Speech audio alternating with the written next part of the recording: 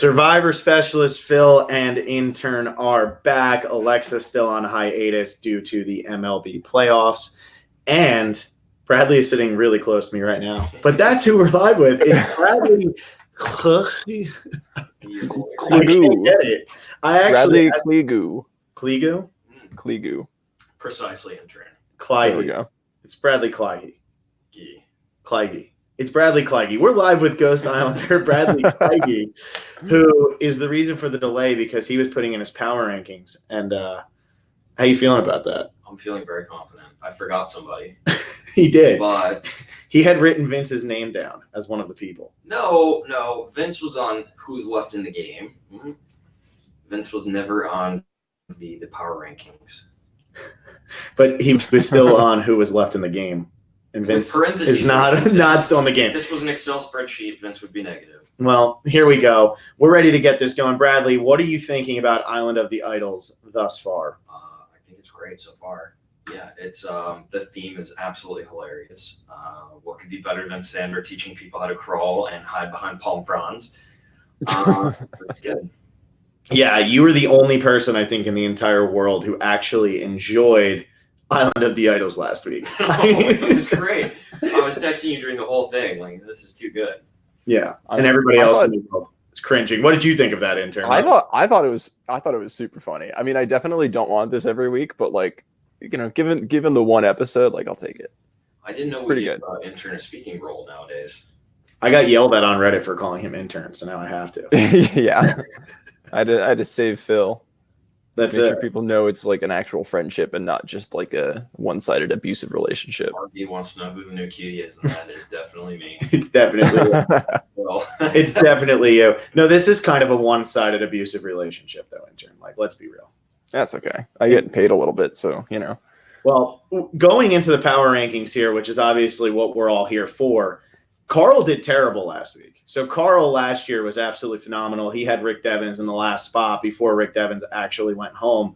This time he put Vince in spot number 4, which is about as bad as it gets. It doesn't get any worse than putting Vince in spot number 4. I think he actually had the worst performance of the week last week, aside from Alyssa Feller, who was actually in first place going into the week, but she had Vince in third, so she's no longer in first place. So that's the fun. So Bradley's got to dig Team Survivor out of a hole here. The Eliminator game, you're still alive because he had taken Chelsea last week, which Chelsea is always a hot topic of debate on this podcast because I keep getting crapped on for putting her at number 1. And you keep putting her at number 1, Phil? I do keep putting her at number 1. It's really weird to look at the camera here, but you're sitting right I know, it's very awkward. It's fantastic. We wanted to do it. We were looking across from each other, but Bradley didn't like the backdrop, so now we're sitting right next to each other. Sit over there. If you would get the window out of your view, then your camera wouldn't look so bad. You just blend in. You look like this, like, just kind of. I'm shifting. It's like intern. You got to carry the podcast while I move. No, you got to go all the way. Yeah, that's actually worse. You got to keep going. I'm going. Yeah. Oh, all right. How are we feeling now? You got to get it out of your screen. Keep rotating. I'm still rotating. How are we feeling? Oh, there we go. Better. All right, we're good. Live adjustments, people. Live adjustments. All right, Bradley, give me some hot takes here. In the chat, we're sharing one microphone. Yeah, that's a question that can be asked. We need to continue speaking. Bradley. Yeah. Okay. What do you want to talk about? I've got my rankings. I've been thinking about these rankings all week. All week. Really. I watched Bradley fill them out. That's why we were late. It wasn't just that he had forgotten Elizabeth. It was that he had also forgotten in general that he was doing power rankings today. So, you know, it is what it is. Yep. All right, Bradley. Why don't you tell us who your number 1 is, since everybody knows? No, we start from the bottom and go up. No. No, we go top and go down. Yeah, really. Everybody wants to know who we think is going to go home. They don't give a crap about the beginning. Oh, okay, yeah. No, so I have Chelsea at number 1 again. She's my winner's pick, so I'm, not gonna not pick that. But I think she did a really good job orchestrating the vote, and I think they played their hands well. And I think even though I've seen online and on Reddit that a lot of people have been giving the girls shit for not keeping Vince, but they didn't need Vince for a number, and Vince was annoying. So, adios. Yeah, I think that we talked a lot about this move to get rid of Vince last week and how it works out because it keeps everybody happy. Aaron and Dean are no longer stressed. Intern is now sitting in the role of Alexa where he gets ambulances driving by his house. But now Aaron and Dean both think that they're fine because of the way that this just happened. And when you're going into some sort of swap, it seems like everybody was unified in voting out Vince. So you've kind of done some damage control, even though it's not really the truth at all. Vince, I mean, the girls still seem like they're ready to get rid of Aaron, get rid of Dean really whenever they want, unless Dean and Chelsea start dating, which maybe we shouldn't put Dean at number one because of the showmance. But well, we don't have Dean at number one. Oh, Chelsea at number one. My bad. Yeah. I mean, if one of them ended up going home from the showmance, it doesn't seem based on the edit or how either of them are being portrayed that it would be Chelsea. I'd be really surprised if it ended up being Chelsea who goes home because of this. I mean, it was like the Figgy and Taylor thing. It would have been surprising if it was Taylor. Yeah, I still think though that like getting into a showmance, like it puts a target on your back, right? Yeah, it's not a good idea. Definitely not a good idea. That's a steaming hot take right there from Bradley. It's not a good idea. You even said it with like the conviction of Adam Klein when he screams, "Getting in a showmance," while like the wind is blowing on him. Remember that? That's a great confessional. No, I don't remember that. Me neither. No idea. Wow. Okay. Well, anyway, I have a Adam Klein highlight reel that plays all the time. So I guess you guys, I'll send it to you so that you guys can know what to talk about. Do you wake up to that? It's like your morning alarm. It's my morning alarm. Getting in a showmance, it just screams in my ear over and over again. Wild. I'm a big fan. Okay. Who do you have? Did we already say? I do not have Chelsea at number one because of the showmance. I'm putting the boy Tommy back up at the top. So. He always seems to get like the confessional that's like, here's why I want to do what I want to do, but like he's gotten that every time, like every episode. So he's probably doing something well if we're getting his opinion. So number one he goes. You think it's meaningless? All right, elaborate. No, so I think he's had really great confessionals about strategy and everything, but I don't know if they've actually at this point hinged on the outcome of what actually happens. He just seems level-headed. So I agree. I mean, I don't think putting him at number one is a bad idea because of that, but he doesn't exactly seem like a strategic genius. He's just kind of like puking strategic talk, even if it doesn't actually mean anything.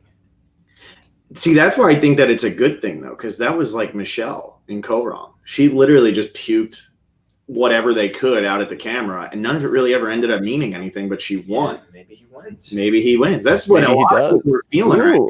Phil, you know that, Phil, that's a really good idea. Why is he more fit? That's not fair. That's not. I'm the most fit. Bradley says he's going on the Phil diet so he can look as good as me. That's what he tells me all the time. What's the Phil diet? 20-mile running week in years this week. You hear that? 20 miles Bradley ran this week. I ran 2 miles pretty good for this week. 2 miles is pretty good, right? That's pretty far. 2? Yeah. You're still young enough you can eat like shit and have abs. Enjoy it. Yeah, we're 30. How old are you? I'm old enough. We're almost 30. You guys are like 35, right? Yeah. Both of you? He just looks like he's 40. That's it. Okay, so in number 2, I've got Kelly. So I think Kelly's in a good spot. She's got the idol, and this person is just heckling me in the group. Yeah, it's amazing. I love it. You put a sticky note over the group chat. Bradley is distracted by the group chat. Can somebody please stop? Anyway, I think Kelly's in a good spot. I think she was able to navigate where she was creeped out by Dan in a way that got people on her side advocating for her, which was good. She was able to go to Island of the Idols, get an idol, come back, not get voted out. So I think she's in a really solid spot. Yeah, and she has her idol for 2 more tribal councils. Yeah, was hers good for 3? Hers was good for 3, yeah. So she's got it for 2 more. I don't think that she misplays it. I don't think she's on anybody's radar. On this tribe, there's just so many people that you should be looking to vote out rather than Kelly. We have Nora, we have Jason, we have Dan, we have Jamal. That's 4 people that should go before Kelly, and Kelly's sitting there with an idol. I don't think she's ever even going to need to play this idol. My number 2 is Tommy. My number 3 is Kelly. So I fall in line with what you guys are thinking, but I'm not going to put Chelsea at number 1 just because I'm being bullied by other people. You know? Yeah. My number 2 is also Kelly. I mean, yeah, she's not a threat, and even if she was, like, her idol, she's gonna be able to use in the next 2 tribals if she has to use it. So, like, she'll be fine. She seems like she's in the know, which is always important. And I think that she has like many layers of protection, right? Like not being the threat, and if she was the threat, like an idol that is going to expire anyways, so she might as well use it. And somebody's going to tell her. I feel like Nora is going to be one of those people who Nora could end up, you know, finding out that she's going to be safe at a tribal council, and then she just turns around and says, you know, you're going to go home tonight, and says it to the person, and then Nora ends up going home that night, and like, I just think Nora's going to blab at some point and ruin her own game and save somebody else. Nora is amazing. Nora is a gift to Survivor. She's so good. Is that your number? No. I'm deleting. Okay, good. No, she's so great. She's fucking nuts. Are we allowed to say that on this podcast? I mean, no, but I'm not editing it out. Okay. Yeah. So no. Actually, that part where she like wants to dance, it's great. How do you not keep her the whole time? Just keep that crazy train rolling all the way to day 39, and then give her no votes. Even though I'd probably vote for her. Just for teaching being nuts to get to the end.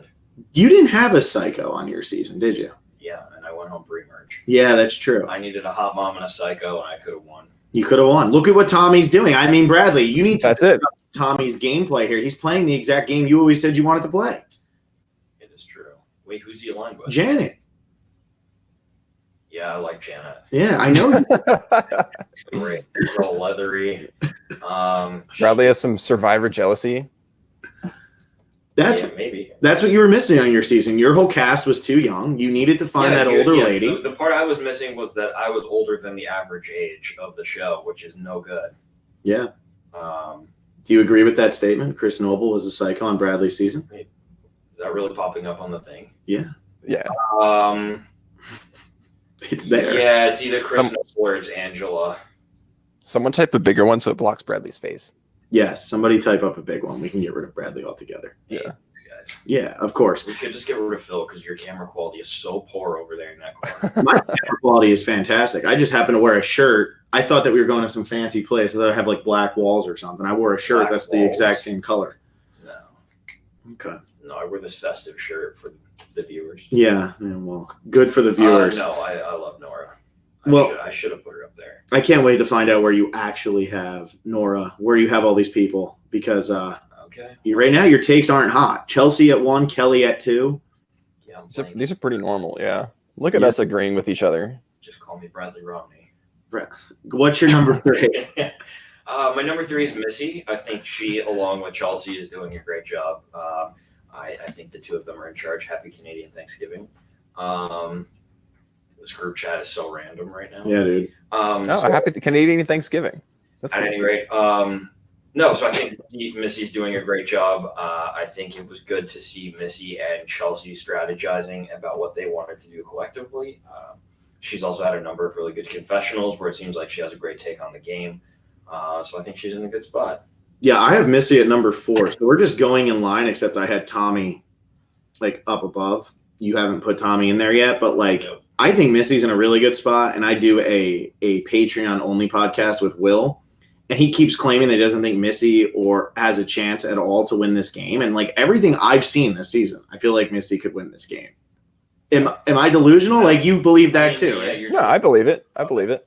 No, it makes perfect sense. I think it's great. Although I have to say, I feel like Will should be the free podcast, and you should save the better guests for the Patreon. I kind of agree with that. You know, we got to ease Will back into it. There's some people who don't realize that Will was the original Survivor specialist with me. He was before he was supposed to go play Survivor. Yeah, exactly. Before he became an it would have been a disaster if you put that kid on Survivor. You would have loved it though. Yeah. Okay, so in number 4 I have Lauren. Okay, don't worry about number 3. We'll just do. Yeah. Go ahead, Bradley. Why don't you just take over the show? Yeah, Survivor specialists Bradley and Bradley, right?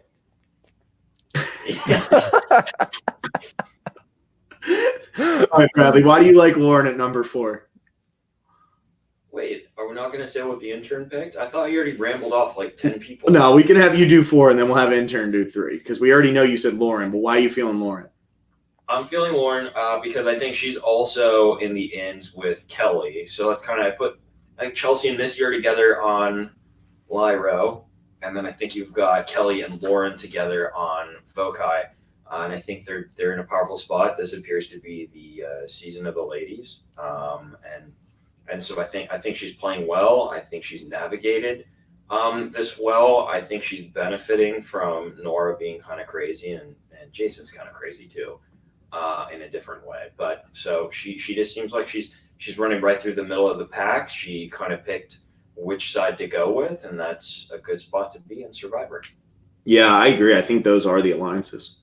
Those are the people who are running. And then the only other one I would say is probably Tommy and Janet are probably competing with Kelly and Lauren over there to actually run that tribe. Yeah. So I think that Tommy we've seen like go and make amends with Jack and try to talk to Jamal. Kelly and Lauren, we didn't really see that last week, which was interesting. We didn't see them going and trying to patch anything up after they both had really good episodes the previous 2 weeks. But, I mean, I can't really argue with Lauren being there. I put her at 5. So, again, I'm literally just one and off I've got from Janet and Tommy in the next 2. Oh, well, Janet's my 6. So we're just cruising along. Intern, catch up. All right, all right. We're gonna me biggest comeback of the podcast. Number 3, I have Jack. It seems like he's distanced himself from Jamal enough to like, he seemed like he was like, oh yeah, you guys got me, like, and was able to move on. Is that just by each other? Well, that's what everyone says, Bradley. It's not. That's not the reason. Nora also lives by me, so that's kind of cool. She's single. For Intern. Nora, Yeah. isn't she like 36? Oh, okay. So now we're being ageist on this podcast? Hey, you don't even know how young I am. Yeah. Phil. Yeah, you're like 20 or 18. Ooh.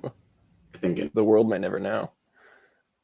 I'm 23, by the way. the whole stream just cut out. That was awesome. Yeah, We're going to the bar. Oh, wow. Okay. Number 4. Anyways, number 4, I have Chelsea for, everything we've said earlier. I didn't put her higher because the showman's concerns me a little bit. And then number 5, I have Elaine. She hasn't. It seems pretty bold doing the spooning with the arm over per the preview when you don't have a blanket or something. I mean, that's just putting it right out there. Who was spooning with the arm over? Dean and Chelsea in the Oh, preview. wow. Yeah. That's ballsy. I mean, usually you're like plastered together because it's cold, but the arm is when you're like aligned. Wow. Yeah. Who were you putting your arm over? No one. That speaks a lot to your game there. Anyway, all right, Elaine at 5. You're the first person to drop Elaine. Where's Elaine been the last 2 weeks? Not getting voted out, I guess. I mean, she had that good first episode, and I think she's just like in the shadows now. Yeah. She's been trying. I think they won it, didn't they? Did they win the cumin? Is that the tribe that won the spices? I don't know. Come on, We're the group- survivor specialists. come We on, don't group chat. Are you good for anything? ripping you apart. Yep. Poor. See. That's you. All right, so give me the order here, Tommy and Janet. You go 5 Tommy or 5 Janet? 5 Janet, 6 Tommy. 5 Janet, 6 Tommy. All right, let's hear your take. I mean, I think the take is similar to my first 4 in that they're the other twosome unit that seems to be in a great place on the up and up with people following. So I think they're in a good spot. Having a twosome in the game is good. You just have to be careful that you don't showmance with your twosome because then they get bad. So yeah, I think they're in a strong position. I think Janet is maybe in a slightly less strong position out of the 2 of them, even if I have her ranked a little bit higher. I think there's still enough older people left that Janet is in a good spot, but where I think Tommy might excel is that he's aligning with some of the older people, but then you also see him talking to Jack and some of the younger people as well. Yeah, it seems like Tommy is the glue that's holding the entire tribe together, but Janet looks like his number 1, which is weird. And it's also weird how, like, I don't know whether to look at you here or, like, I see you looking at me here. It's very uncomfortable. but Yeah, it seems like Tommy is holding it together, and like for longevity in terms of who could actually win the game, I think Tommy has a better chance to win than Janet does. But I do think that Janet has put herself in a good position. I mean, we didn't really see any negative backlash last week after she was not bad in the swimming part, but bad in the diving down part to undo the buoy. Was she bad though? She went against an Olympic swimmer. Well, no, she was great in the swimming. No, I defended her so hard in the swimming. What I'm saying is when she dove down to get it, it took her like 4 or 5 dives before she actually got it. She had to put the mask on. It took a while, and they couldn't figure out what happened, but nobody seemed mad at her for that. Everybody seemed completely content, and they go on to win the challenge anyway, so it's a move. She's going against an Olympic swimmer, so maybe everyone was like, yeah, you are going to be slow. I mean, maybe. I mean, if you win the challenge, like, whatever. Yeah. Did your part. That's it. Yeah, so I have her at 6. I think she's in a great spot. And I know we had Vaughn on to do the recap instead of Intern. Intern, you were dearly missed. But Vaughn said that he thinks that none of the old Dan and Tom, Janet are going to make it to like the final 10. And I just thought that was a crazy take. Is James still watching? Because we could ask him about how hard diving is on Survivor. We could. I don't know if James was ever watching. He just saw the Instagram story, I thought he was one of the people watching it live. No, I could ask him though. No. Okay, in 7, I have Elaine. So we already kind of brought her up. Yeah. I think she's in an okay spot. She's one of those people that if you can make it, let's say the first 2 tribal councils, then I think you're probably good for a while. I think on Survivor, you can't underestimate how nice it is to be around people that are entertaining and fun to hang out with, because Survivor's profoundly boring and there's a lot of downtime. And so if Elaine is funny, if she brings an interesting perspective, why not keep her for a little while? Yeah, I think that she's probably fine. I have her a little bit lower. Intern, who's your 6 and 7 now that Bradley has gone to 7? Yeah, 6. I have Missy. I think we all agree that Missy's doing pretty well and has a good shot to win. Mm-hmm. Maybe all agree. I don't know. And then 7, I have Elizabeth. I know that she was kind of a train wreck in the first episode, but she seemed to be like cohesive last episode and like won a challenge. So good improvement, Elizabeth. Yeah, and it seems like too, like she's over there talking to Tom, wanting to work together with Tom, and she's kind of keeping him in the loop.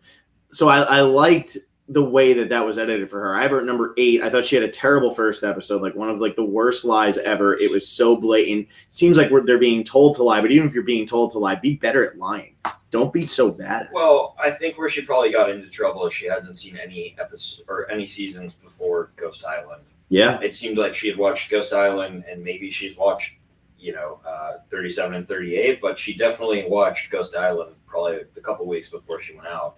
Because why would it be called Islands of the Idol or Island of the Idols it was Ghost Island? It would just be Ghost Island 2. Yeah. So you can't come back and say you're going to smash urns.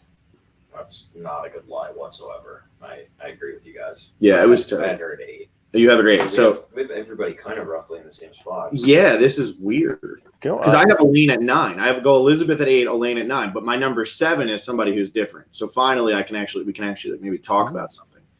Who do you have at 7? I have Jason at 7. Anything? No. Okay, so we don't have anything.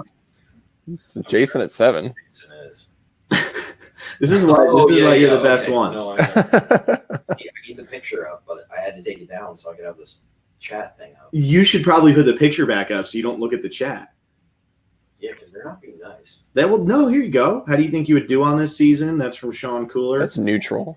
Wait, there was a good one earlier. Here we go. Monsieur Tyrell.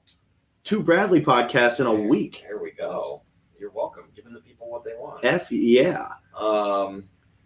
But yeah, I like Jason's shot in this game a lot. I think he's got a brilliant shield in Nora, who is always going to be end up going home first because she's just going to frustrate people. See, Bradley's disagreeing, but I've seen. Here's where I think I'm okay. I'm going to agree and disagree with you. I think in a first-time player season, someone like Nora may have a very good chance of going home before someone like Jason.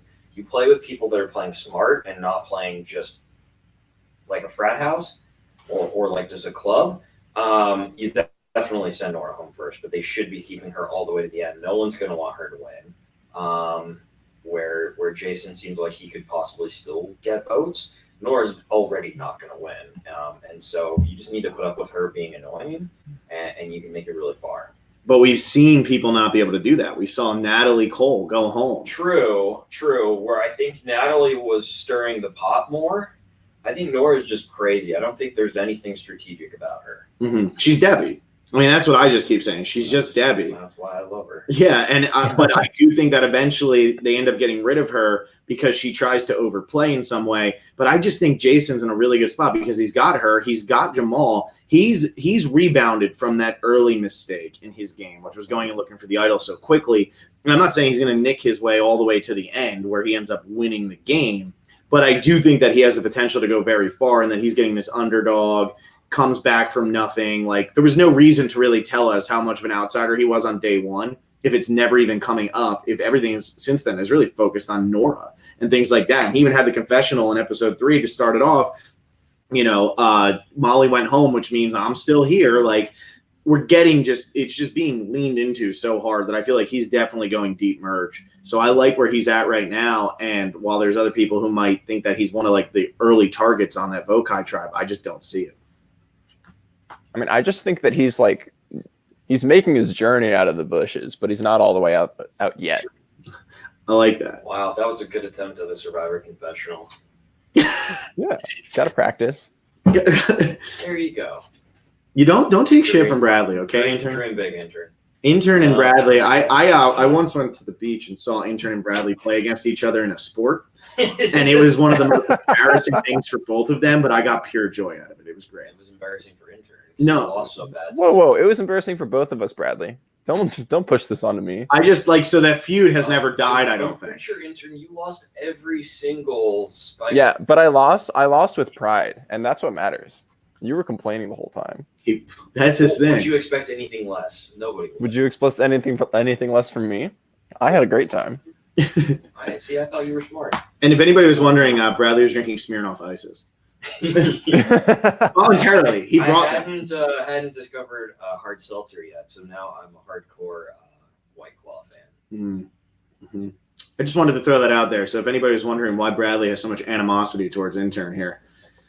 Well, it's because we played one round of spike ball together, and Bradley hated it for some reason. I think it was 21-3 was the final score of that game. It was 21-3. Yeah. I needed someone to carry us over to the finish, and Intern's not up for the job. It was not. Okay, what number are we at? Well, Intern's up to number 8, so let's hear his number 8. Number 8. Oh, I have to count. I'm misnumbered. I have Janet. Janet. Okay. Janet can swim well, doing fine. I don't know. She's going to set the stage. I really do believe she's about to set the stage for a whole new era of like older female players, because I really think she's about to, because I think they're going to start taking more chances on women who are that old. Because Here's the deal though, when do the old women not pan out as casting? Well, no, and that's the old people are fucking great on Survivor. That's twice. I think it's 3. Island was so shitty. Is just that like everyone is a child. Yeah. You need older people.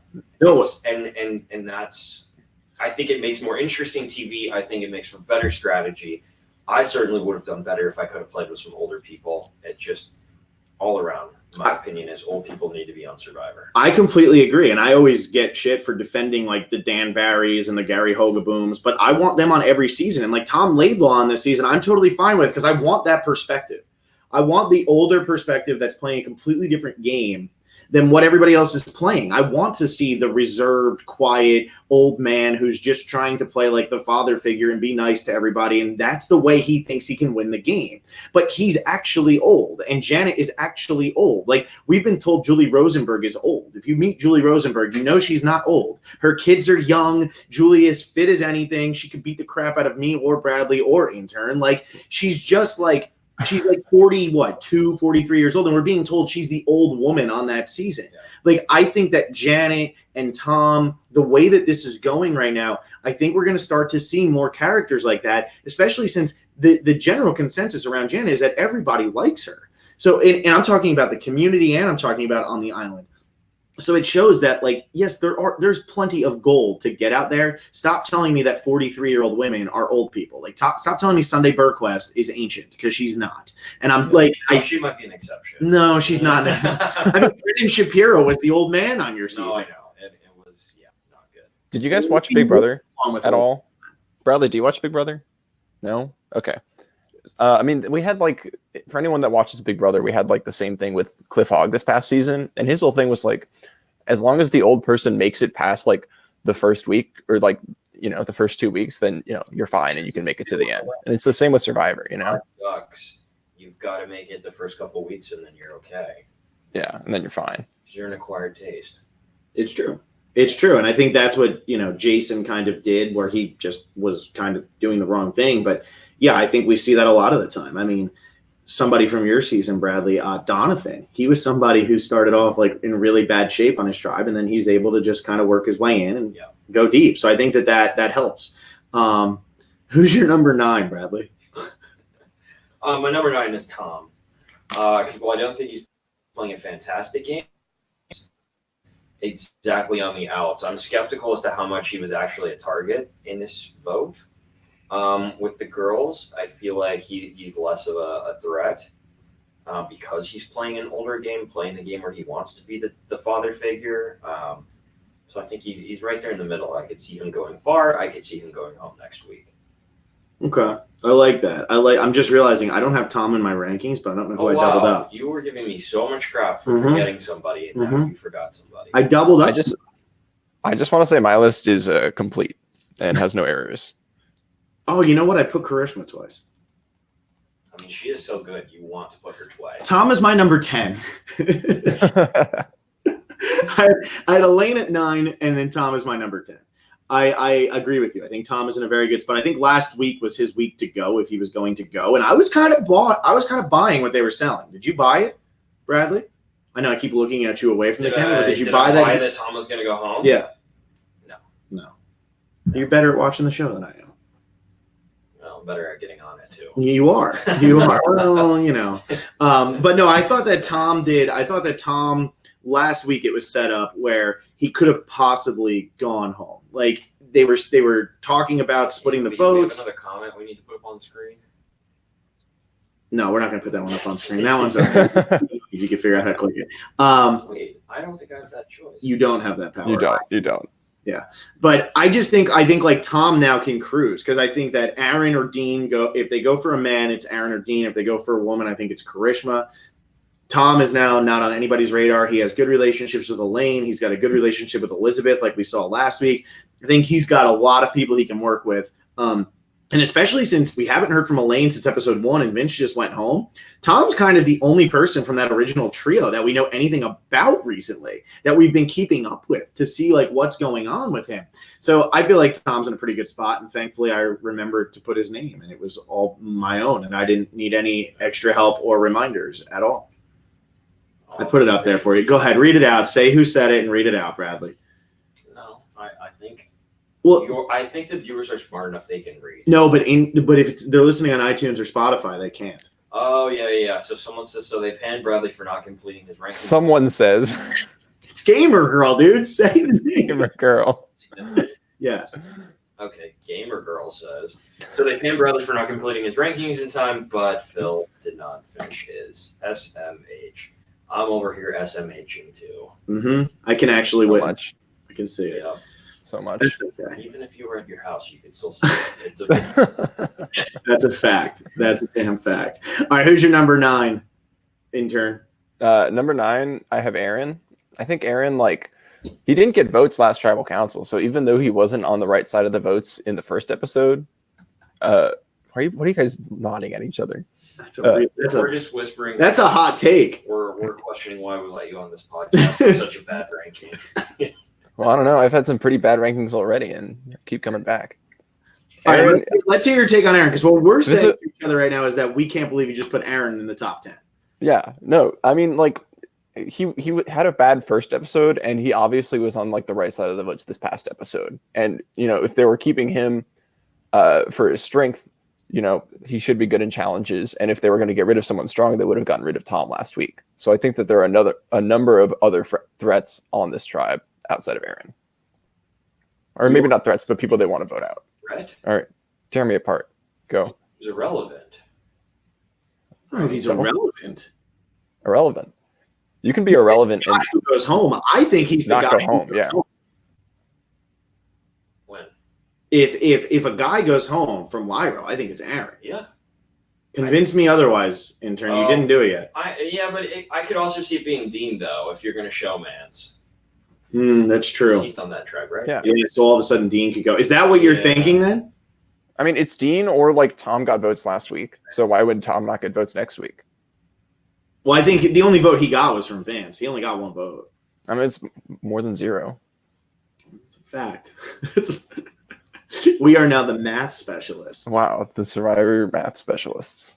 All right. I mean, putting Aaron that high, that's a risky move for somebody who's already got 15 points only, which I was able to achieve the first week. So that's a tough that's I mean, hey. You know how in Hearts, like if you get all of the points, you actually win. That's what I'm going for. Yeah, you're trying to shoot the moon. All right. Yeah. All right, I buy it. You guys got to do your number 10s because I already did Tom as my 10. You go, Bradley. Jason. We already talked about Jason. You're taking my take. No, you didn't have Jason before. I saw you change that. I've made no corrections. He has made no corrections. I just wanted to say that he took my take. Yeah, so I think for the same reason, sorry, I keep getting distracted by this group chat. This is better when I can't keep it up on the screen at the same time. Yeah, we already talked about Jason. I think we've covered it. Who are you feeling? So since I feel like Jason's getting this underdog, go deep, David Wright, Nick Wilson, something like that. I disagree with that part of it. Well, who do you think's being set up to win this season? It's the question I was going to ask you. You think Tommy? Yeah, he's been irrelevant so far, but still somehow has been strategic. Yeah. Strategic irrelevance. Yeah. And they're giving him the credit instead of strategery. Relevant strategery. Strategery. Ooh. Somebody is that what they teach you in law school? Strategery? Yeah, they don't teach you anything in law school. Ooh. Hot take. Yeah. But yeah, so you're thinking Tommy, even though you think it's the season of the women. Well, what woman do you see winning? I think there's possibly Missy, three. Kelly, or Chelsea. Missy, Kelly, Chelsea. I think Lauren Janet, outside shot. Lauren could, yeah. Yeah. Nora. He just had so here's the other thing. Survivor winners are for the most part boring, bland, humble like middle American people. Okay. And what is Tommy? He's a 4th grade teacher. So that's kind of what I'm thinking. He's nice. Nice tends to win you Survivor. Yeah. That could be true. I don't think Tommy's boring by any means, I mean, that's just obviously this is a Bradley take. I do go to the gym and this is what I look like. Look at these arms, man. I'm bigger than Tommy.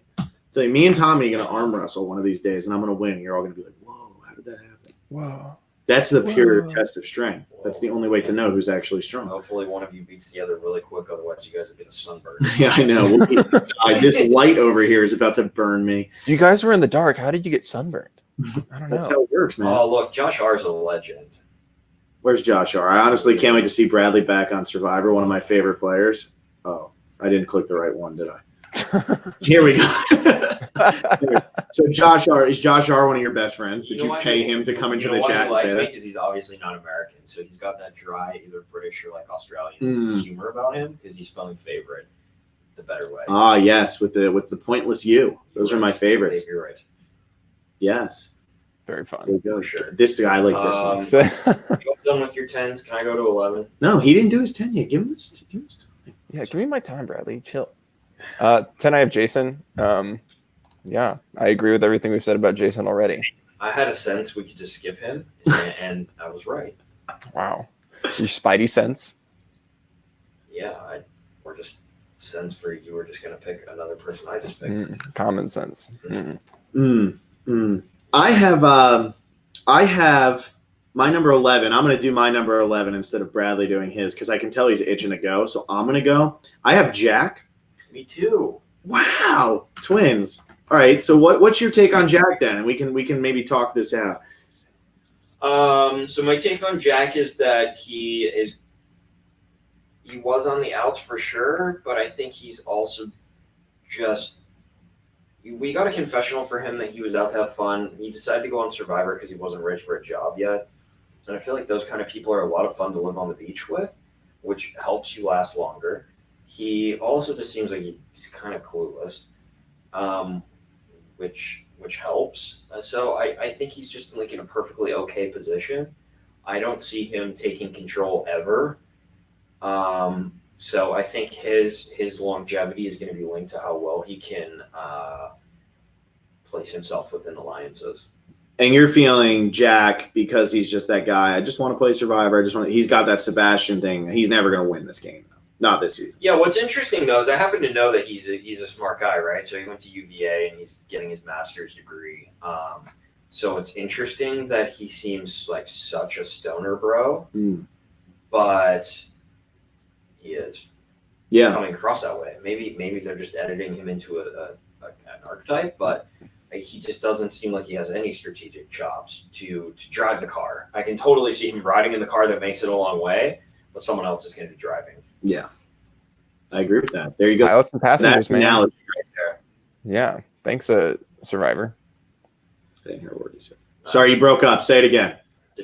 Pilots and passengers, right? That's what they were saying. That's it. Yeah. Why are you letting Bradley rip you apart like this, Robert? Don't let him give you this shit. You got to hit him back. Wait, his name's Robert? It says it on the screen. I thought your name was pre-merger. Oh, your name is covered up by, it says your mic is muted, so I can't actually see who you are. Oh, gotcha. See, because I've got Phil's mic. He's using my mic. That's why I sound like crap, because Bradley's so soft-spoken. Like your video quality is crap. It just... But I'm not crap. That's what's important at the end of the day. What's your number 11 there, intern? Number 11 here, I have Lauren. I think she's doing fine, but we didn't see much from her. We didn't see her recover from her being a really big target. I mean, not like a big target, but like make a name for herself in episode 2. So like, I don't know. I think everyone else is doing better. So that's why I have her down here. You put Lauren behind Aaron. Yeah. You're feeling good about that? No, I mean, I'm realizing now it was a mistake, but I've already said it. I can't right away. Yeah. I can't back out now.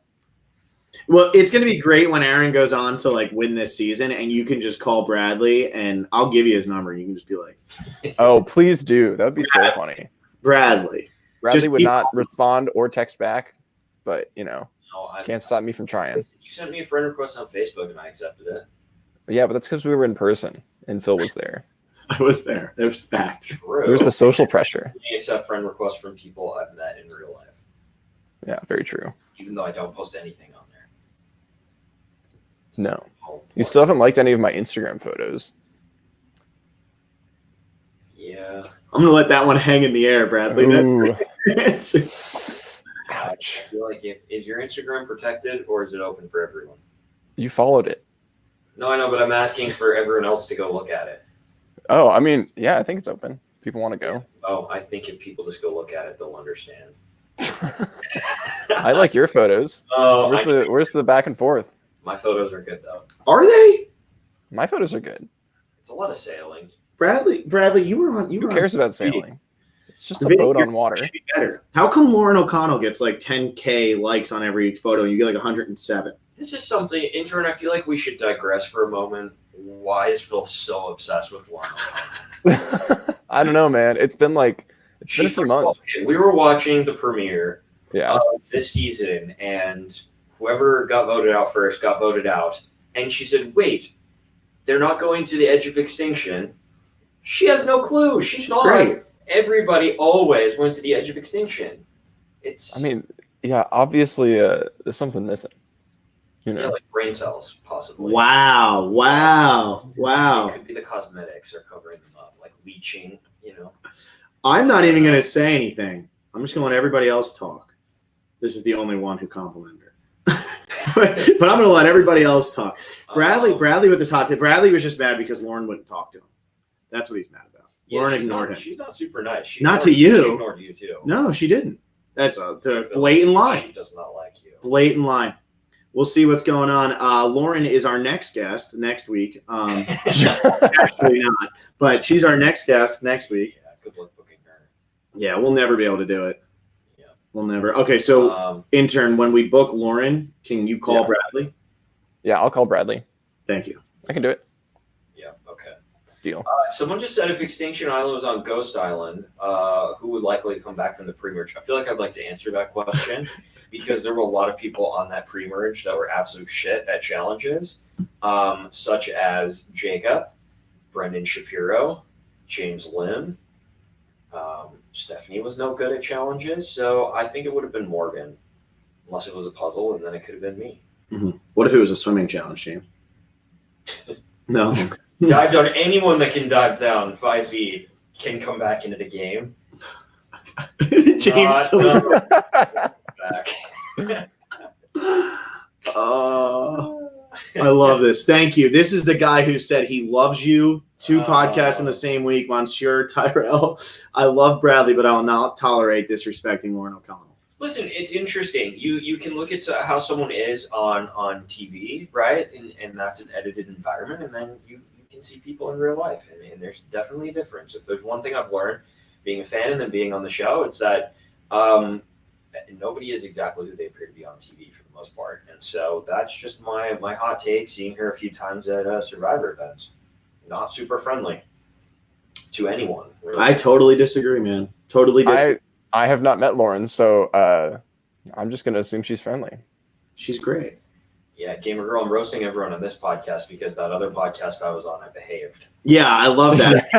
Here you start the views expressed in this podcast are their own, or what's the thing? You're a lawyer. What am I supposed to say here? That they're not my views. It's all Bradley. They don't necessarily likes do not equal endorsement. Yeah, something like that. Like I don't actually like what Bradley is saying right now. It's bothering me. It's making me angry. I'm about to jump over there, but all Bradley's opinions are his. All Bradley's opinions, and they're all bad. Do not reflect the podcast.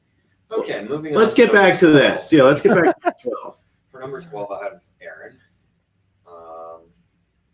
You have him 3 spots lower than Intern, and you gave him that much shit. It was funny. Good times. So yeah, it's I don't know. We don't know a whole lot about him besides that he's kind of low. Yeah, on the totem pole, I don't know. He seems quiet, but on the bottom, not a great place to be because he's exactly the kind of person that you feel like you start getting confessionals from, and then they go home. That's my guess. Yeah, I mean, we've gotten some from him already this season, so I don't know how far he's going to go. I feel like he should go early, but he's been getting stuff pretty much every week, which is very weird. So I don't know. I can't get a good read on Aaron, although I think that Intern's read on Aaron is way too high. I'm thinking yours is still too high because I haven't said his name yet. But my number 12 is Dan. Dan. Okay.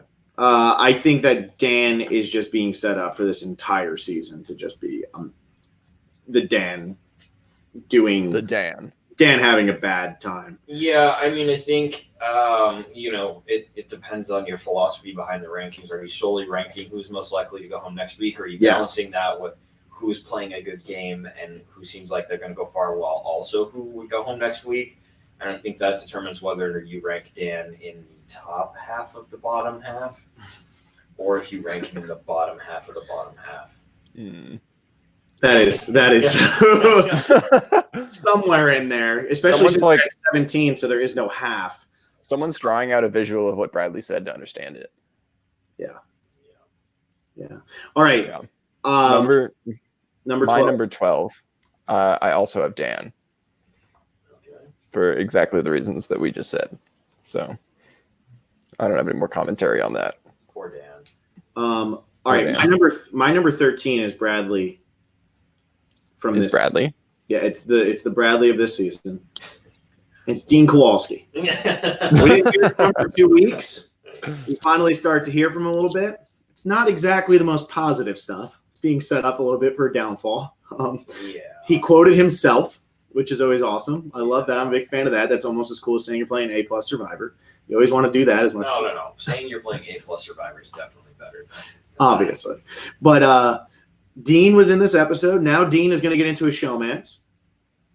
I think he's in so much trouble. I think he's our last boot before the merge. I really do. I don't know, but Interesting. it just feels like he's going to end up going home right before the merge. You're not going to want to keep a guy like that around post-merge. Not that he can really win challenges, but I don't know. Is he likable? It doesn't seem like he's bothering anybody. It just seems like he's there. We don't know enough about Dean to have really an idea of where he stacks up in the game.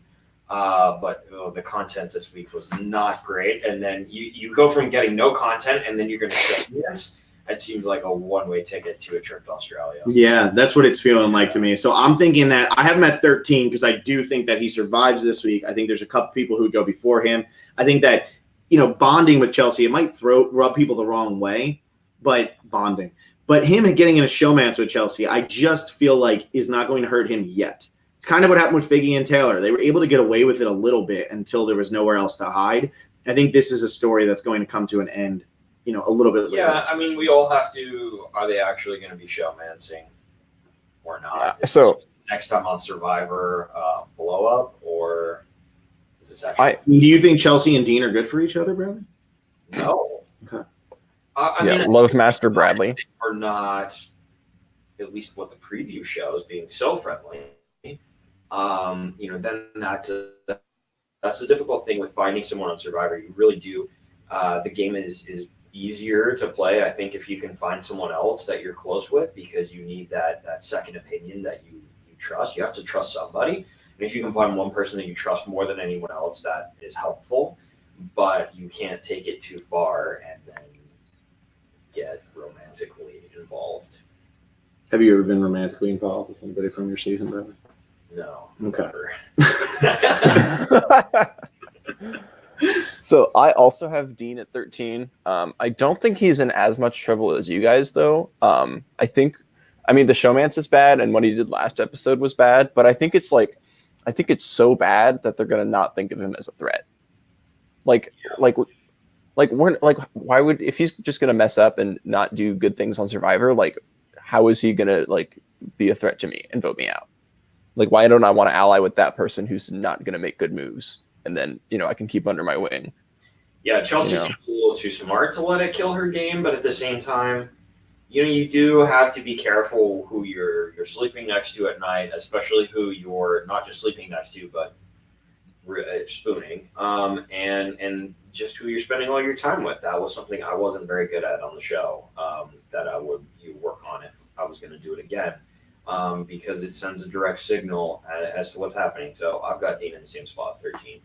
So we all have Dean at spot 13. It's just like he's not in a good spot, but is he the first one to go home? Probably not. I agree. I agree. Yeah. I love that we all actually have him in that same spot. The way you were all talking, I thought you were all going to put him even lower. I thought that he was about to be your 16 or 17.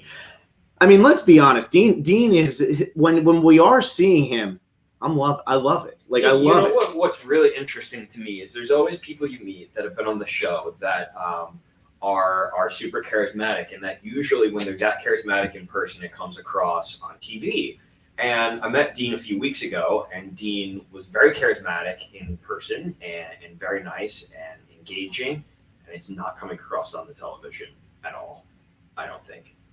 And that's an interesting disconnect. I think some people play better on TV than they do in real life. Other people play worse. And he definitely doesn't seem like he plays as well on camera as he does in person. So it's possible we think of him possibly as more of a joke or not as able to rope people together. But at the end of the day, he's a salesman for YouTube. And he does have some charisma. Mm-hmm. But it's still not looking good. Yeah, that's always an interesting thing to look at, because you always have to weigh real life versus fake life. Survivor is fake life, and I think a lot of times people get so hung up on how did this person possibly get cast? And a lot of time it's there's always going to be somebody who gets out to the island and can't act the way that they thought they were going to be able to act once they're starving or once they're tired or even if they do act like that, it just doesn't come across on camera as well as it does in person, because all going through casting, while there's a camera on you, the camera is just so they can remember what you said, mm-hmm. and to package a video to send to the CEO of CBS, and everybody else is meeting you in person. And so Jeff is not watching videos of you generally. If you're good enough that you can get past the first 2-minute video hurdle and go to finals and all that stuff, then they're meeting you in person. And so if you can play really well and have great energy in person, sometimes it just does not come across on camera. Okay. Cool. Well, I have Aaron at 14. So again, lower. Oh, I'm gonna put him last. I don't think Lyra is going to lose this week, so that's why I don't have him in last. I don't think they're going to lose. I think that You know why they're not gonna lose? Because Aaron is gonna help them out. because Aaron's good at challenges. I mean, if there was a week to put Aaron at 9, I think this is the week because I think they're going to win. And I think that this is going to be one of the more even pre-merges that we've ever seen where it just keeps going back and forth. Which is awesome. It's amazing. Yeah, it makes it so TV. much better, right? Because as soon as you start to have a blowout, they get too afraid that they don't want, from a viewer standpoint, one tribe to be decimated.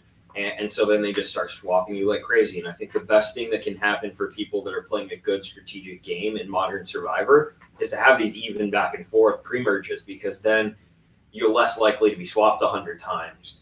And it can help you stay on top, because when you swap so often, while there's definitely a strategy still involved, it becomes more of a game of luck as to who you draw a buff out of the hat with. Because in life and in Survivor, even if you're generally getting along with most people, there are still going to be people you trust more than others, people you would prefer to play the game with more than others. And when you just get swapped constantly, especially when you get swapped from bigger groups to smaller groups and back to bigger groups, and it makes it too hard it cheapens the social game you're playing. Yeah. Because you spend that first week, or in this case, they're getting more time building those relationships with the people you have. And a natural hierarchy is going to form, and then it all goes to shit because you get swapped back up. So it makes it to where there's less. That's why, thing is, though, I think it's easier in Modern Survivor to play not from a position of power. Because if you don't come with a whole gaggle of alliance members, you're in a better spot to flip willy-nilly as things get shaken up. Where if you're playing more old school Survivor, or what this season's appearing to be more even, so they're not going to swap as often, it's okay if you have a core group of 3 or 4 people that you're super close with, because you're not getting split up all the time. Yeah. No, I think that's 100% right. I think that, the swaps normally are fun because you get to see other people interact and everything like that. But it's fun from a viewer perspective. It sucks if you're actually out there. Yeah. Because it just can totally ruin your game when you weren't doing anything wrong. And I think that that's what would happen on this season. I think there's so many good players, and I kind of like that they're letting this play out. Because Island of the Idols is there, we don't really have enough time to get to know new tribes if they were to form. So keep the tribes the way they are. If you're going to keep spending 10 minutes at Island of the Idols, it's way too much time, but at least we're getting to see the relationships really form, and that's always what made Survivor better. Was when we could see the relationships form. I mean, this show was based around that core 4 alliance of Rudy and Rich being just so opposites, and then Jerry and Colby. Like, it's always about the relationships. And what has started to happen in recent seasons when there's too many swaps is it starts to lose those relationships because we don't actually know. I mean, we don't know if these people are actually getting along on the island or not, because we might have seen 3 episodes of them, and then all of a sudden, they swap and somebody goes home, and we don't really know why. So I think that this is working out really well. And the fact that it's going back and forth, this might be the most even pre-merge we've had since, I don't even know. Would it be so wrong? I don't even know what it would be, because when we have 2 tribes, normally one tribe dominates the other. And it absolutely wasn't Millennials versus Gen X, despite the fact that they went 1-1, because then the Gen Xers lost the next 2. So, and really, they almost shouldn't. They shouldn't have even lost or won the 19th place one. So I don't know. I like the way that this is shaping up. I think they're even tribes, and I have Aaron. Like I said, Aaron at 14. Aaron and Dean are on that tribe. They're strong guys. And then you look at the other side, and you have Tommy, who's big, and you have who else is on that tribe? I cannot think of the other guys on that tribe. But thank you. The other guys, Jamal, huge. Jack, great in challenges. I saw him in the first week. So you do have these great actual groups, and I think that that's working. And we don't have a situation like the War Dog last season, where he's supposed to be strong and he can't throw. We don't have that happening right now. So it's making it a lot better. I think it also makes it better for the viewers because it's easier to follow. You understand the dynamics, and you can begin to understand them better, because the one thing that is the most disheartening, or one of the things that's disheartening about playing the game and then watching it on TV, is how many really close relationships you have that never actually make it on the television. And you're like, oh, we were great allies, and we did all this stuff, and then it just doesn't make it on TV. And here, you're, I think, losing a whole lot less of the strategic relationships because they've stayed the same now for several episodes. So you can understand the dynamics within a smaller tribe better than you would otherwise. Yeah. And it's weird, like getting like past the merge, and it's like, oh, these two people were on the same tribe after the first swap, but then person A and person C were on the same tribe after the second swap. And it's like, who actually keeps track of all those like relationships? Like I definitely don't. It's and too I don't much. think it's too much. And I think like not having these swaps makes it easier to remember, like, oh, like this is how this tribe, like this is the structure of the tribe, and it's also how the structure of the tribe is changing and how the power is shifting, as opposed to, oh, I guess they got swapped. Time for me to remember the swapped tribes. Well, and they don't want to have pagongings post merge, which is always something that happens. But I think that those pagongings happened because you were also putting out leaders for those tribes. You had Coach and you had Boston Rob. Stop doing that, and you're going to see, like, this season, if there's no swap and they go into the merge and Jason and Nora are still there, I doubt Jason and Nora aren't going to swap over to the other side at some point, and I doubt Aaron or somebody over there wouldn't swap over. So there's plenty of room to maneuver. Regardless of that, you have so many advantages and idols in modern day Survivor that could we actually have a pagonging post merge? No. Absolutely. I just don't think it would happen that way. I think enough people on the bottom of the totem pole would end up with advantages and idols that they could shake things up. Yeah, I agree with that.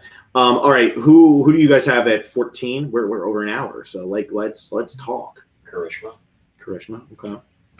I have Tom. Think the fact that Karishma was able to survive this week is a good sign of her making it a little bit longer. I think if she was truly annoying everyone and so much on the outs as it was perceived in the episode, in the edit, that she actually would have gone home. But she didn't. She stayed. So I think she's in a relatively good spot. I think that alliance on Lyro is a good one. I think they're sticking with each other right now. Yeah, I have Karishma at 15. Like I said, I think that Vokai is going to lose this week. Karishma would be the girl who goes home if a girl goes home from Lyro, but I don't even necessarily think a girl's going to go home. It's been weird. That was such a weird scene for just laying on the beach and nobody helping that it makes me feel like what should I feel about her? I don't know. So that's why I have her this low. But yeah, that's it. Well, you said for 14 intern, you have Tom. Yeah, I had Tom. I think like he's huge, so he's probably good in challenges. But it was even like getting one vote from Vince. I don't really like that. It still is like a red line on his ledger. So that's why I have him so low. I don't think he's going home next week, but I'm a little worried for him. So yeah. And then 15, I have Karishma. I also thought it was weird that Karishma, like, she was on the right side of the votes, but she had the votes split against her. Like, that was often, weird, right? I feel like that doesn't happen a lot. But like, I mean, she knew she was a threat, and like, she was aware that when Dean was like, "Oh, let's split the votes," that the votes were going to be split against her. But at least she was smart enough to like stick with the votes and not try to like. I mean, not that she was really allied with Vince, but she managed to scrape it by. All right. Who do you have at 15? Who do I have? I have Dan at 15. I think Dan is definitely not going to win the game. I think Dan is living the nightmare of everyone that goes on Survivor right now, in that he's the editing punching bag. And I could see him going home, even though I feel like he's not going to go home right away. Because it does. I agree with you. I think you said a little bit earlier, like they're setting the stage for Dan to kind of continue to be a train wreck or just lecherous. Mm-hmm. What's interesting is it was not great. And now there's been, if you look at the first part about him rubbing Kelly when she didn't want him to, and then even this week in the challenge, when she was walking by, he kept saying, grab my hand. And it's like, okay, there's a lot of that kind of footage they could put in there from anybody, but they chose to put in Dan's. And so I just don't think it bodes well for him. I don't think he's winning. I don't think he's probably not going home, but he isn't. I don't think he's in that great of a spot. And he also, on that tribe, you've got Kelly and Lauren, and you've got Janet and Tommy, and you've kind of got Jason and Nora, and he's just kind of his own entity, I think. It kind of goes back to what you were saying earlier. Are we doing these power rankings based on just solely who goes home this week or who actually has a chance to win? And like right now, Dan kind of feels like the Jets or the Dolphins, where they're just never going to win a football game. So like if you were doing power rankings, you would always put him at the bottom. But like it's just like, so you should put him at the bottom because he has no chance of actually winning a Super Bowl this year. Like if you're doing this in terms of sports power rankings. Right. But like there's other people who might just be worse this week. So like you keep him up a little bit because I just don't think he's going to go home that early. So while I agree with you, he has no chance to win. He's not going to go home anytime soon, I don't think. Do you want to put her on podcast? No. My mom was calling. Okay, so then we all have the same bottom too. Nora and Jamal. Jamal, right? Nora and Jamal. There we go. Intern, what order do you have them in? I have Nora in 16 and Jamal 17. That's what I have. See, I'm more intelligent than both of you, and I have Jamal in 16 and Nora in 17. Isn't it weird how I said mine first and then Bradley followed? I know. He was just going to do whatever you said. That's what. Yeah. Well, I did my list first, right? I filled out my list first. You did. Yeah. That's actually a fact. Oh, it's definitely a fact. I filled mine. Actually went live. Why Jamal instead of Nora? Either one. I think for me, Nora is nutty enough that they're going to keep her. She doesn't seem like she's strategic at all. She's kind of a train wreck.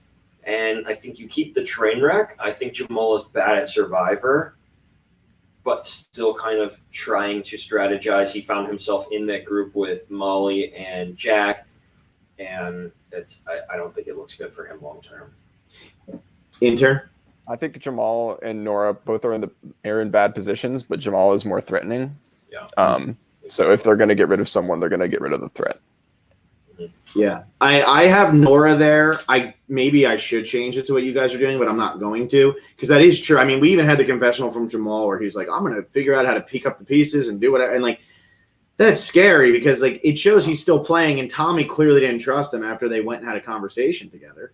Right, but Tommy also did try to have the conversation, and he's had a confessional saying he wanted to bring Jamal back in the loop. So I don't know, but I don't know. I don't think he's going to make it back in. Yeah, no, I kind of agree with that. I don't know. I just have Nora because we're just being set up so much with Nora. It's just so over the top. Yeah, there's so much great TV though. She's just nuts and obnoxious. It's Bradley's favorite kind of player. Oh, for sure, hands down. I would have a whole season of them if I could. Well, we have to do Eliminator. What is Eliminator? Eliminator is where you pick one player each week, and the team survivor has picked Janet and Chelsea. You have to pick somebody who doesn't go home, but like you're trying to. I'll pick Kelly. Okay, nice. See, this is why we always love having Bradley do it because Bradley takes like the safest person. Isn't that the point though? No. So like what you're trying to do because you run out of people. As it goes, you only pick each person once, and then as people get voted out, you start to lose them. So, like, you're trying to pick people who will probably, if you're doing a perfect eliminator game right now, your first week pick would have been Molly, and your second week pick would have been Vince because, yeah, right. You know what I mean? So, but you're picking Kelly, who you think is going to win. So it's just like, screw you, Team Survivor. Oh, Survivor's an individual game. I'm not here to play that tribe stuff. I love it. So if you run out of people, do you just lose? Yeah, you just lose. If you run out, you lose. Who's yours, Phil? I'm going to go with. Oh, I didn't have one written down. I'm going to go with Dan because I've already done Dean and Karishma, which are the two that I really want to do this week. I was thinking about Aaron, but I don't want to get knocked out this early, so I'm gonna go with Dan. Sweet. Is it time to go to the bar, Phil? It almost. Well, Intern's got to make his. Well, there are lots of merits to each individual castaway. And I guess if I were to take up more time to prevent Phil and Bradley from going to the bar. We're on Urkel's, man. No, we're not. You're going to Urkel's? Wow, I'm jealous. Bradley doesn't like it there. He says it's too cheap. I don't like $2 hot dogs. That was such a good Bradley. I definitely don't like $2 hot dog. Wait, Intern, you came to Urkel's with us, didn't you? Yeah, I was there with Will. My eliminator. I'm gonna choose Jason. You're gonna choose Jason. Okay. Yeah. There we go. Okay. So that's it for that week, Bradley. Do you want to throw anything out here before I do this whole like spiel at the end? Do you want to throw any like last words of wisdom? Anything you want to take any last shots at anybody? I mean, anything that people can't protect themselves? You want to throw? I just have many shots at people. For me. Yeah, for you. For you. I showed uncharacteristic restraint. Boo. No, I don't know. I think it's a good season. I think that's funny, Bougie Bradley. I love this. They probably sell cans of White Claw at Urkel's. I feel like they would do that. But no, I think the season's good. It's been fun. I think the theme is ridiculous. It doesn't feel like Real Survivor in that sense, but it's not unentertaining. Mm-hmm. And I'm a little bit worried that the viewer numbers have been so low. How low have they been? 6, high 5s. Really? Yeah. I think we've been losing to the Masked Singer. Oh, yikes. I didn't realize it was that low. I think. I could be entirely wrong. Let's see how wrong or right you are, because now you just put a pit in my stomach, Let me see. Yeah, that by the time you make it on, you're going to get 300. 6.5, 6.2. Yeah, that's not very good. Not good. Bradley, are you auditioning for the Masked Singer now? No. I mean, they won't know who you are because you're wearing a mask, right? You'll be fine. I'm frozen or he's frozen? No, Intern did. Oh, Intern froze? Out, so I didn't hear what you said to me. They won't know who you are because you're masked, right? You don't have to lose any pride. Oh, I'm not worried about losing pride. I went on Survivor and went home pre-merge. What pride do I have left? None. Not enough to go. Not enough to go on Masked Singer, apparently. No, that would be a fun train wreck, though. Yeah, we are. They're losing the Masked Singer. It's happening. Oof. Thanks for bringing that up, man. Well, thanks for ruining my night. Thanks for ruining my week. Yeah. I just assumed it would be on forever. It may still be. Man, I'm hungry for some French fries. We're going to go get some food. All right. French fries and martinis. That's disgusting. Bradley, thank you for joining us. Go eat your French fries and martinis. Until next time. Right now, I actually have to figure out who's winning the Power Rankings game for our $20 patrons because we didn't score it. Bradley has a dog here, which is going to distract. You can follow us on Instagram at Survivor Specialist, Twitter at Survivor Specialist. You can go find us on Facebook, Spotify, iTunes. We just hit 6,000, officially hit 6,000 on YouTube. Don't act like Bradley's trying to pretend like he's a nice guy because he has a dog. He just stole this dog. This isn't even his. From the streets. Yeah, he stole it from like a child walking your dog. Bradley's just like, mine now. I need to go be a good person and put this on the podcast. But yeah, so we'll be back on Wednesday night. It will be Intern and I, time to be determined. Hopefully we can do it around the same time I did it with Vaughn last week. If not, it will be around midnight Eastern. So Intern's gonna have to stay up very, very late. That's my bedtime. That's it. Go be a patron. He's be able to get up Keep to hanging out next morning if it's that late. He doesn't work yet. I thought you started, Intern. No, I do have a job. 16 years old. Leave him alone. I'm entering middle school, Bradley. You or I think me. He definitely has a better job than you. I don't know about me. Oh man, hating on the office while I'm here. I opened the doors today for this podcast. You did. So we could have reliable Wi-Fi and. It wasn't that reliable, was it? Oh no! Now I get the puppy. Now the dog wants. That just shows how close Bradley and I are. Yeah. Just a second. Wait. Well, anyway, we will be back on Wednesday. Bradley, thanks so much for coming on. We always like having you. Thanks for ruining our relationships with everybody else in the Survivor community. I think I was only rough with one person, and you never had a shot with her anyway. So thanks, man. Appreciate it. We will see you Wednesday. Ciao. Bye. He speaks.